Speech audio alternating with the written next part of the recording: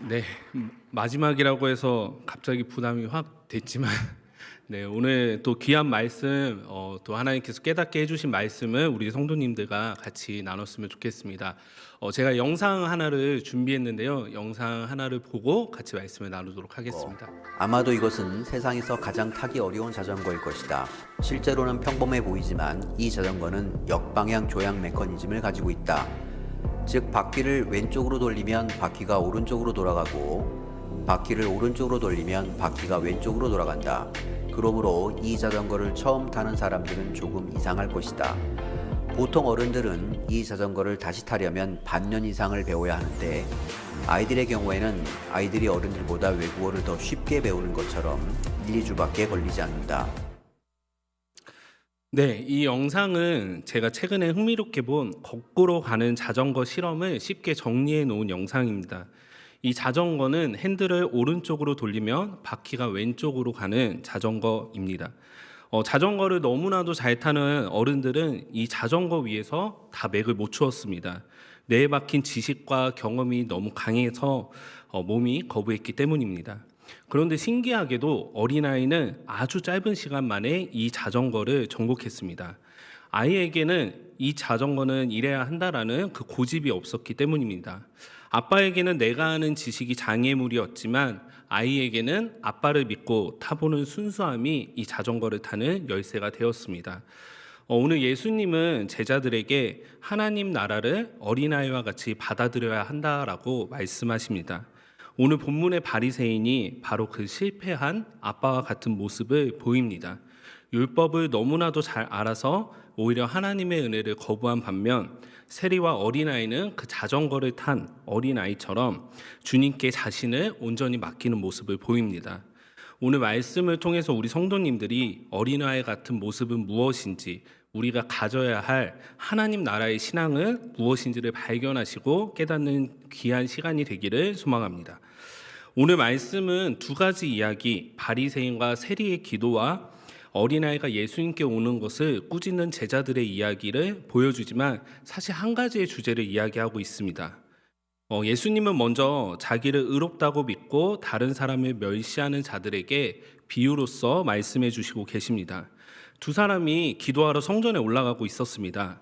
첫 번째 사람인 바리새인은 서서 따로 기도하면서 자신은 다른 사람과 같지 않다고 말하며 금식, 11조 등 자신의 율법적으로 행했던 것들을 자랑하며 스스로를 높이고 세리를 포함한 다른 사람들을 멸시하는 모습을 보이고 있습니다. 또 한 사람인 세리는 멀리 서서 감히 눈을 들어 하늘을 보지 못하고 다만 가슴을 치며 하나님이여 불쌍히 여기소서 나는 죄인이로소이다 라고 짧게 기도하고 있습니다. 그는 자신의 죄를 통감하며 나아가고 있습니다. 그런 두 사람의 기도를 예수님은 비유로 말씀하시며 바리새인이 아니라 세리가 오히려 의롭다고 말씀하시고 집으로 내려갔다라고 이야기를 마무리해 주십니다. 무릇 자기를 높이는 자는 낮아지고 자기를 낮추는 자는 높아진다고 역설적으로 제자들에게 말씀해 주십니다. 예수님께서 비유의 대상으로 지목하신 자기가 의롭다고 믿고 다른 사람을 멸시하는 자들은 어떤 자들이었을까요? 그들은 바로 당시의 유대 사회의 종교 지도층과 그들을 따르는 사람들을 말했습니다. 오늘 본문에 나오는 바리새인들이 딱 그런 사람들이었습니다. 예수님은 그런 그들에게 하나님 나라에 합당한 자의 모습이 무엇인지 그리고 어떤 기도를 해야 하는지를 말씀해 주고 계십니다. 오늘 본문 14절을 우리 다 같이 한번 읽어봤으면 좋겠습니다. 내가 너희에게 이르노니 이에 저 바리새인이 아니고 이 사람이 의롭다 하심을 받고 그의 집으로 내려갔느니라.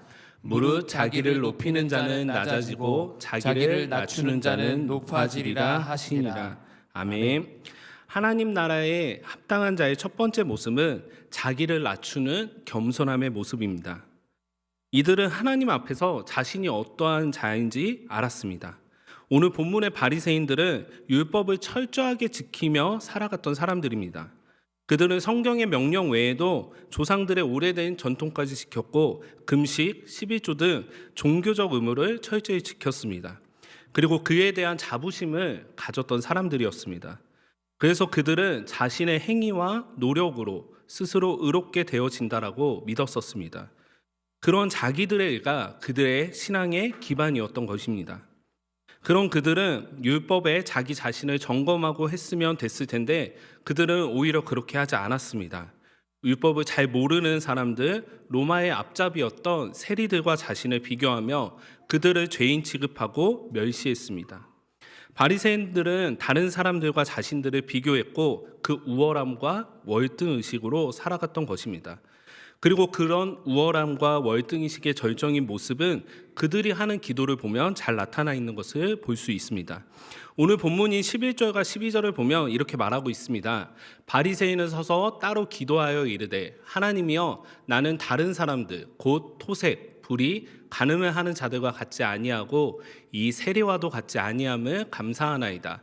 나는 일에 2번씩 금식하고 또 소득의 11조를 드리나이다 하고. 아멘. 바리새인의 기도의 모습은 어떠합니까? 바리새인은 서서 따로 기도하고 있습니다. 여기에서 따로라는 표현은 그가 다른 사람들과 섞이기 싫어하는 영적 선민의식을 가졌음을 보여주고 있습니다. 그의 기도는 하나님께 드리는 보고서 같았습니다. 이렇게 기도하고 있죠. 하나님 감사합니다. 저는 남의 것을 빼앗는 것이나 불의한 자나 간음하는 자와 같지 않고 특히 저 세리와 절대 다릅니다. 라고 기도하고 있습니다. 하나님께 감사를 고백하는 것 같았지만 사실 그 기도를 자세히 들여다보면 자기 자신을 높이는 기도였습니다. 자신이 남보다 특히 저 세리보다는 낫다는 자랑의 교만의 기도였던 것입니다. 그의 신앙의 근거는 하나님의 은혜가 아니라 자신의 도덕적인 열심, 노력이었던 것입니다. 바리새인은 그 근거로 금식과 11조가 율법이 요구하는 것 이상으로 저는 지켰다고 구체적으로 하나님께 이야기하고 있습니다. 당시 율법을 보면은요, 유대인이 반드시 금식해야 하는 날은 1년에 딱 하루 대속제일 뿐이었습니다. 그러나 본문의 바리새인은 일주일에 2번씩 금식했다라고 말합니다. 1년에 하루만 하면 되는데 일주일에 2번이나 금식했으니 1년이 52주니까 104배를 더한 셈입니다. 11조는 또 어떠했습니까? 율법은 곡식과 포도주, 기름, 그리고 가축의 11조를 규정하고 있습니다. 이것은 주요 농산물과 소득이 11조의 대상이라는 것을 의미했습니다. 그러나 바리새인은 소득의 모든 것을 11조로 드린다고 말하고 있는데요. 이것은 마태복음 23장 23절을 보면 잘 나와 있습니다. 화 있을진저 외식하는 서기관들과 바리새인들이여 너희는 박하와 회향과 근체의 11조는 드리되 율법에 더 중한 바 정의와 긍휼과 믿음은 버렸도다. 그러나 이것도 행하고 저것도 버리지 말아야 할지니라. 아멘.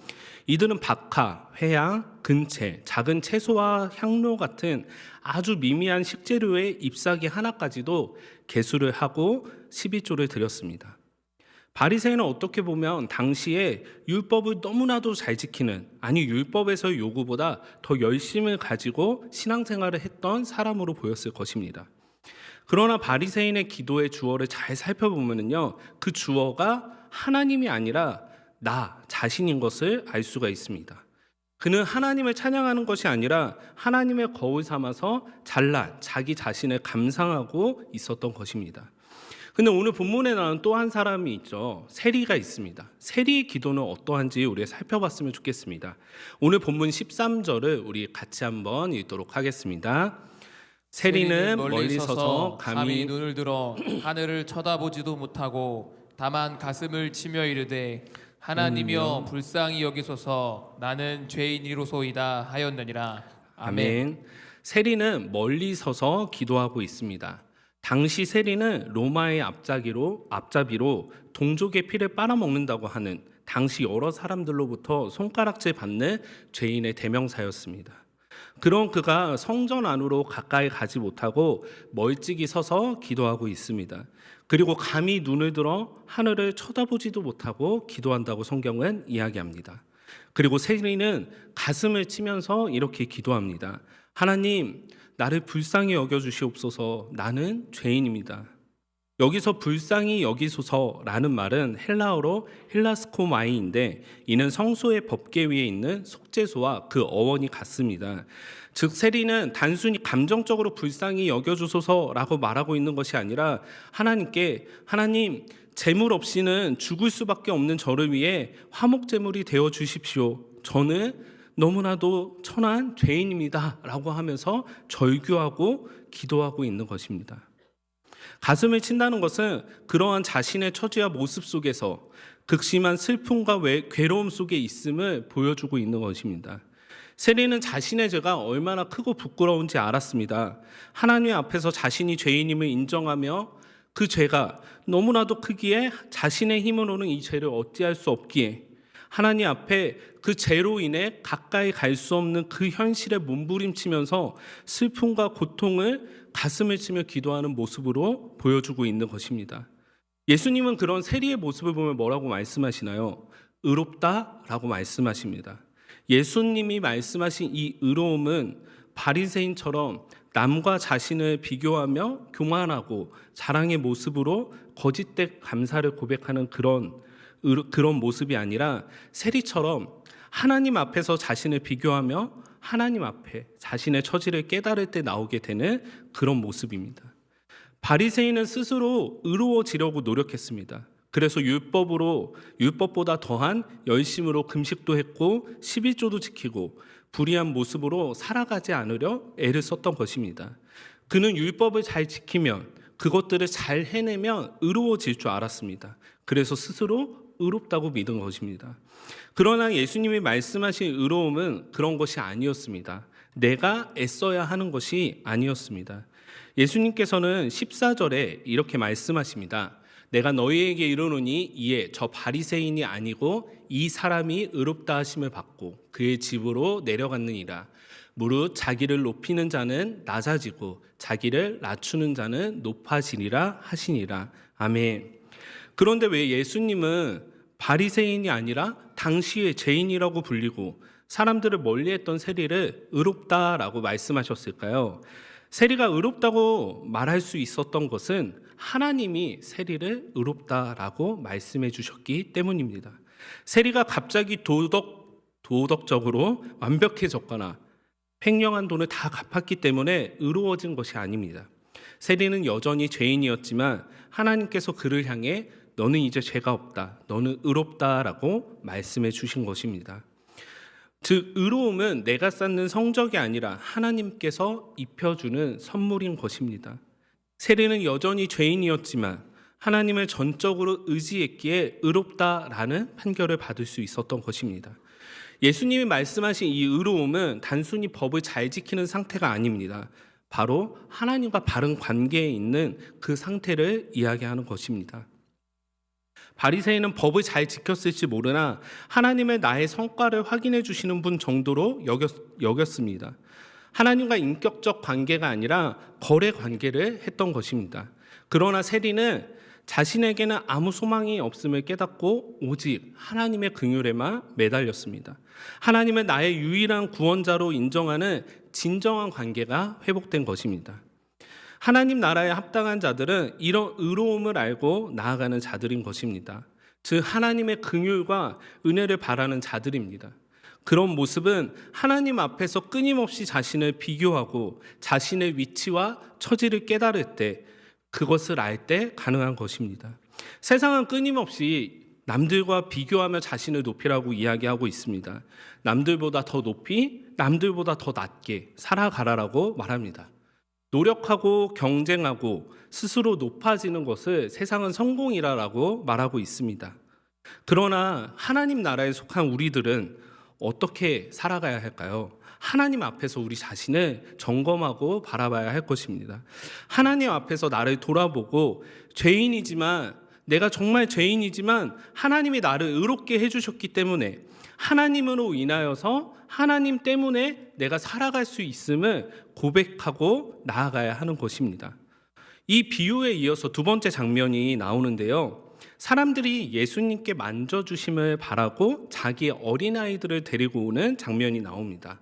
근데 이때 제자들이 어떻게 하죠? 제자들이 그 행동을 꾸짖습니다. 근데 그 행동을 예수님은 다시 꾸짖습니다. 어린아이들이 자신에게 오는 것을 용납하고 금하지 말라라고 말씀하십니다. 그리고 하나님의 나라가 이런 자의 것이라고 이야기하십니다. 예수님은 또한 누구든지 어린아이와 같이 하나님의 나라를 받아들이지 않는 자는 결단코 들어가지 못한다라고 말씀을 해주십니다. 우리 17절 다 같이 한번 읽어봤으면 좋겠습니다. 내가 진실로 너희에게 이르노니 누구든지 하나님의 나라를 어린아이와 같이 받아들이지 않는 자는 결단코 거기 들어가지 못하리라 하시니라. 아멘. 하나님 나라에 합당한 자의 두 번째 모습은요, 어린아이와 같은 모습입니다. 사람들은 왜 예수님께 아이들을 데려오려고 했을까요?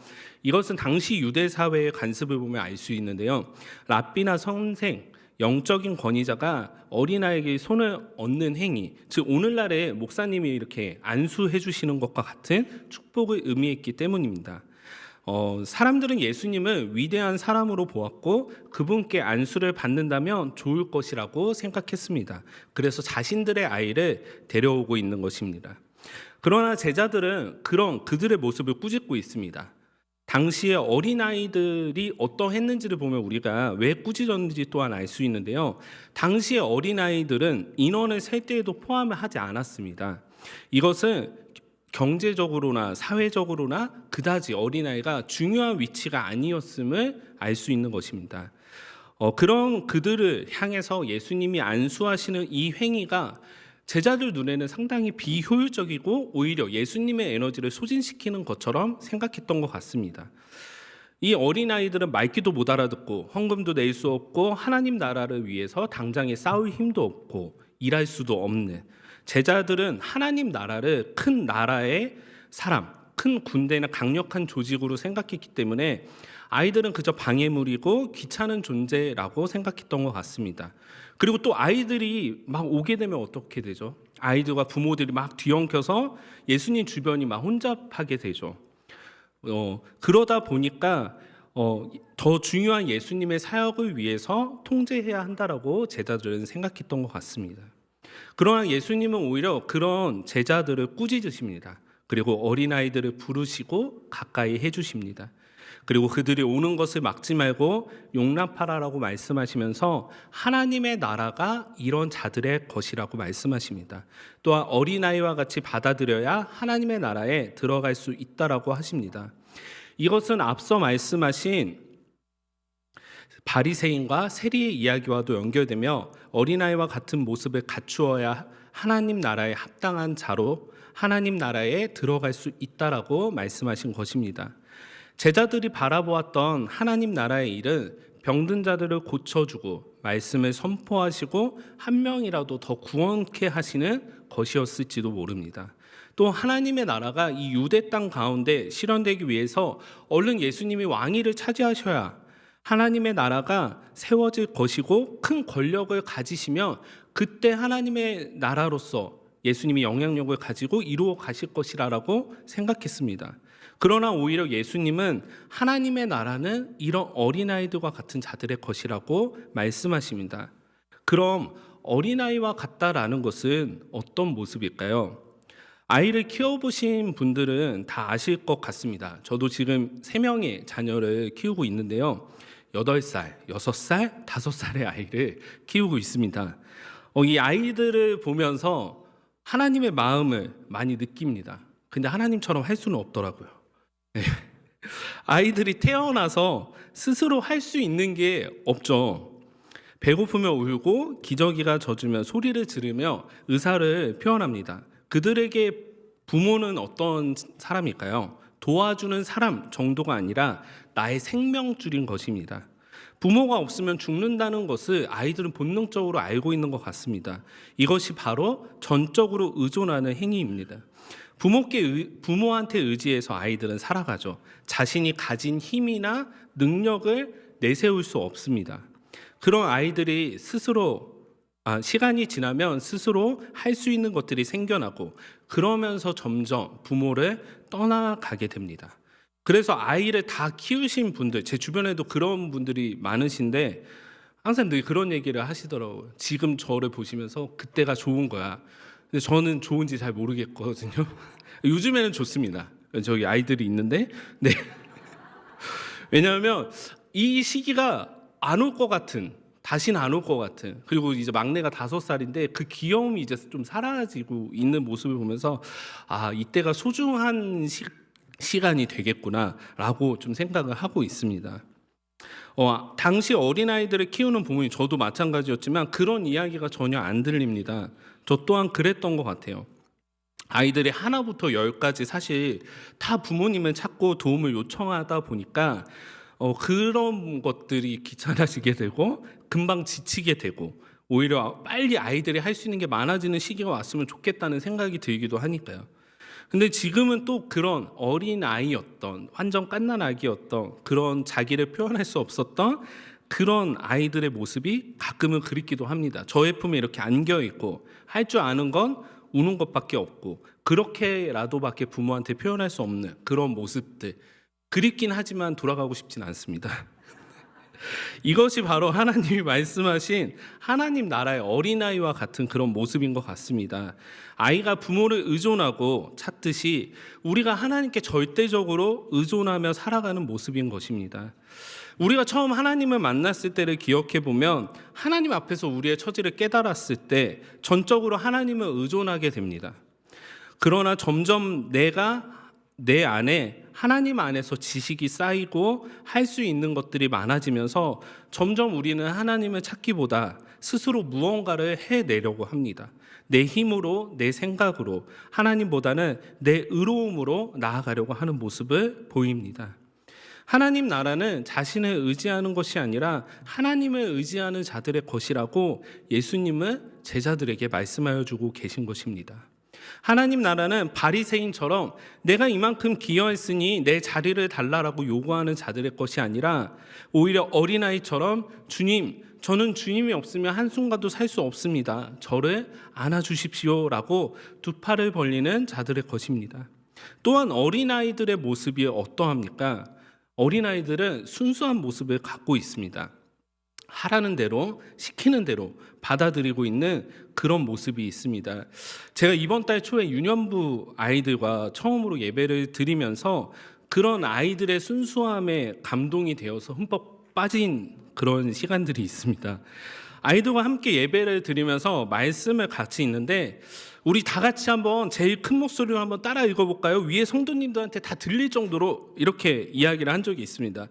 그때 아이들이 정말 교회가 제가 오히려 찾아오시면 어떡하지 걱정할 정도로 큰 목소리로 함께 따라 읽었습니다. 사실 그 전에 제가 몇 주 전에 이제 유년부 참관을 이렇게 하면서 예배를 드리는 걸 같이 봤었을 때 아이들의 모습은 좀 약간 찬양도 하기 싫은 모습도 있는 것 같았고 말씀 시간에 좀 떠드는 아이들도 많이 있었던 것 같았는데 그날은 뭔가 다르게 제가 있어서는 아니겠지만 큰 소리로 함께 따라하는 모습을 보여주면서 그냥 이렇게 말 한마디 던졌을 뿐인데 순수하게 그 모습을 아이들이 따라하는 것들을 보면서 홀라당 이 유년부에 제가 흠뻑 빠지게 되었습니다.